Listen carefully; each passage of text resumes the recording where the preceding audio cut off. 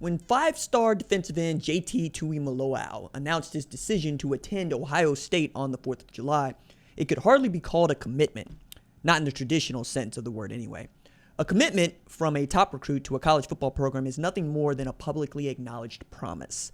A commitment from a recruit is not unlike the announcement of an engagement between two people who promise to one day get married. In Tuimoloau's case, though, he'd had promises in hand from 5 suitors, still vying for his services when the NCAA allowed in-person recruiting and official visits for rising seniors, let alone high school graduates like him, to campuses across the country this summer. As many 2022 recruits began taking advantage of the ability to travel and meet face-to-face with coaches and staff across the country, Tuimoloau was the last of the blue-chip recruits in the 2021 class who had not made a decision. Normally, he'd have committed and signed in December 2020 early signing period or around February's National Signing Day, but Tuimoloau wanted to wait so he and his family could take physical visits to 5 schools he was still entertaining: Alabama, Ohio State, Oregon, USC, and Washington. And he's one of just 30 players each year who might exercise the privilege of not having to sign a letter of intent if they don't want to. As I wrote in February, a letter of intent binds the player to the university for a period of 1 year, at which point the university has the option to renew it. A financial aid agreement doesn't bind the player to the school at all. However, it binds the university to uphold its financial obligation if the player chooses to enroll. A player can sign an NLI with only one university. A player can sign a financial aid agreement with an unlimited number of universities and colleges. That's where your college football free agency is, a college football administrator told me. We've effectively signed a contract saying we'll pay you this amount while watching you shop around. It's a win for the players.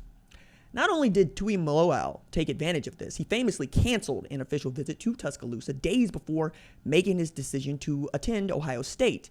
In doing so, he's paired himself with fellow 5-star defensive end Jack Sawyer.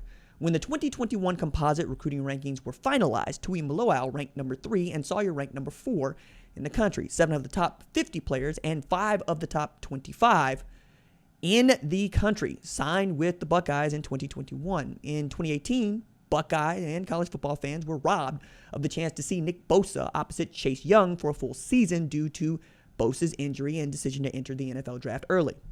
Both Bosa and Young turned out to be number 2 overall selections in their respective NFL drafts. Bosa ranked 8th overall in the 2018 class. Young ranked 7th overall in the 2017 class.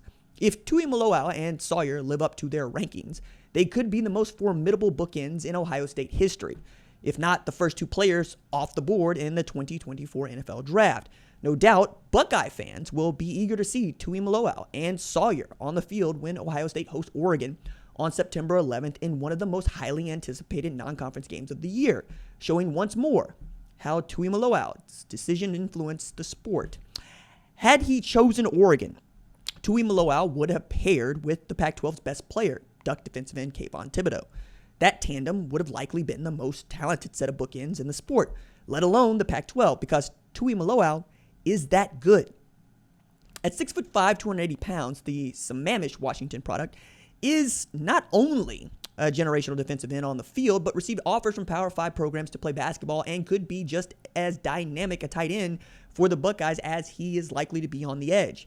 It's one more reason that the Huskies would have loved to have kept Tuimoloau in state, especially after losing Steilacoom Washington native and the nation's number 1 wide receiver, Emeka Egbuka, to the Buckeyes too. And while the Trojan fans, might feel the sting of watching another West Coast blue chip escape their grasp, they're buoyed by knowing USC landed the nation's number 1 overall recruit, Corey Foreman.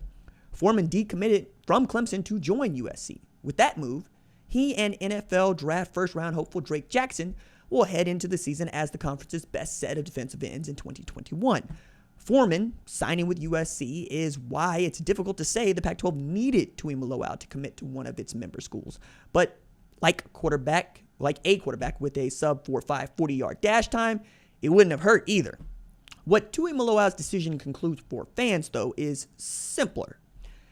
Even given 5 months extra time to think it over and take official visits, he chose to play not at a school where he can win championships, or where he can earn selection in the NFL's first round, or where he can win a college football playoff national championship, but where he can accomplish all three at once.